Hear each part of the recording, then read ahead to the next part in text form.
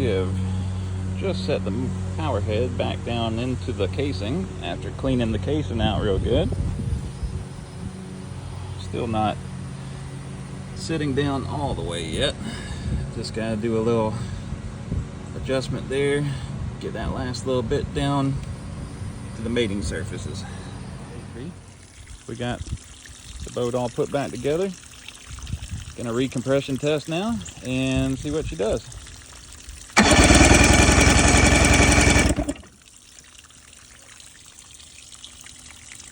We are sitting at a little over 120.